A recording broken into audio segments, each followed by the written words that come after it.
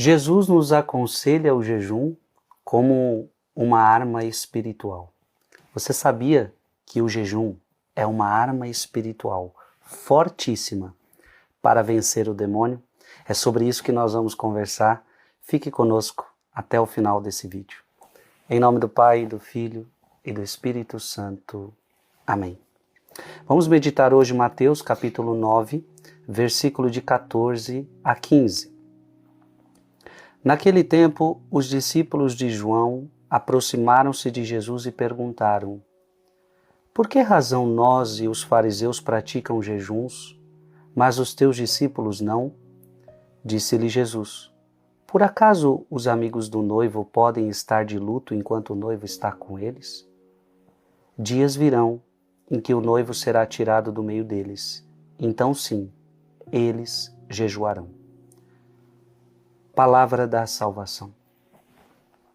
Jesus está falando que nós iremos jejuar. Jesus está dizendo que a igreja precisa jejuar. Portanto, meu irmão e minha irmã, isso é para mim, isso é para você. Nós precisamos fazer jejum. Aquele jejum, existem vários tipos de jejum, o jejum a pão e água, o jejum somente com água, mas existe aquele jejum mais simples que você toma o seu café da manhã normal e você exclui a sua principal refeição, ou você exclui o almoço, ou você exclui a janta e no lugar você coloca um lanche bem mais simples. Não é tão difícil fazer jejum. E parece uma coisa de nada. Mas se fosse fácil fazer jejum, todo mundo faria. Não é tão fácil. Outra coisa, é importante entender que jejum não é dieta. Então, estou precisando emagrecer, estou precisando isso e aquilo, então vou jejuar. Não. Jejum é uma arma espiritual. Deus quer perdoar você. O primeiro passo é você e eu nos reconhecemos pecadores. A pior coisa que tem é uma pessoa que não reconhece o seu pecado. No Evangelho existia um relato assim, né? Daquele fariseu que batia no peito. Eu te louvo, ó Pai, porque eu não sou como estes, eu pago o meu dízimo, eu faço isso, eu faço aquilo. E o outro batia no peito e dizia, eu sou pecador, piedade de mim porque sou pecador. E Jesus elogia o reconhecimento do pecador e detesta esse farisaísmo, ou seja, o não reconhecimento do seu pecado. Abra sua Bíblia em Atos dos Apóstolos, capítulo 3, versículo 19. Atos 3, 19. Arrependei-vos, portanto, e convertei-vos para serem apagados os vossos pecados. Veja, se você se arrepende, Deus perdoa você. Está aqui, ó. Arrependei-vos, portanto, mas para Deus perdoar o seu pecado, você precisa se arrepender. Então, arrependei-vos, portanto, e convertei-vos para serem apagados os vossos pecados. Abra sua Bíblia em Atos 17:30. Atos 17:30. Deus, porém, não levando em conta os tempos da ignorância, convida agora a todos os homens de todos os lugares a se arrependerem. Deus convida todos a se arrependerem. E por que Deus convida você a se arrepender? Porque Ele quer perdoar você. Quer ver uma prova disso? Abra sua Bíblia em 1 João capítulo 1, versículo 9. Se reconhecemos os nossos pecados, Deus aí está, fiel e justo para nos perdoar os pecados e para nos purificar de toda a iniquidade. Você está vendo? Se você reconhece o seu pecado, Deus perdoa você. Deus quer perdoar você. Para terminar, 2 Pedro, capítulo 3, versículo 9. O Senhor não retarda o cumprimento de sua promessa, como alguns pensam, mas usa de paciência para convosco. Não quer que alguém pereça, ao contrário, quer que todos se arrependam. Ficou claro, minha gente? Deus quer que todos se arrependam. É como se Deus estivesse dizendo assim: eu quero perdoar todos vocês, meus filhos. Eu quero apagar o seu pecado, meu filho. Mas para fazer isso eu preciso que você se arrependa. Eu preciso que você mostre um coração humilde, contrito. E se você arrepender-se, eu vou perdoar você.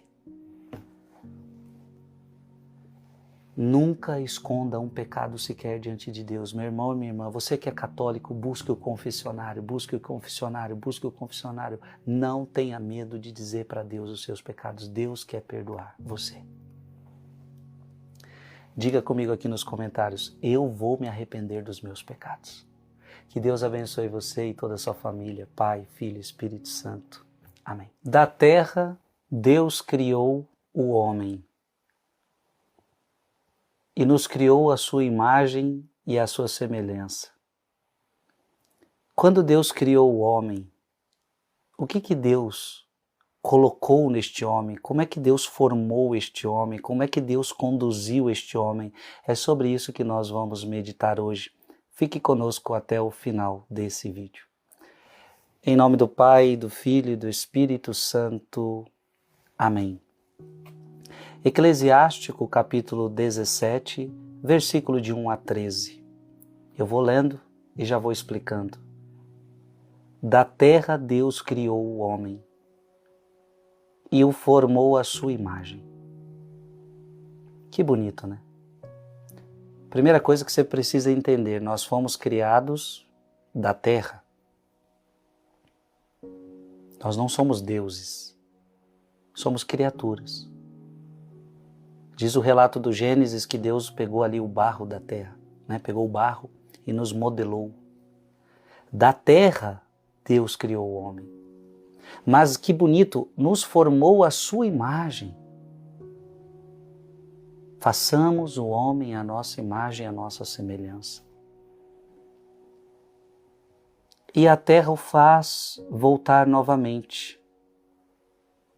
Lembra-te que és pó e ao pó vais retornar. Embora o tenha revestido de poder, semelhante ao seu.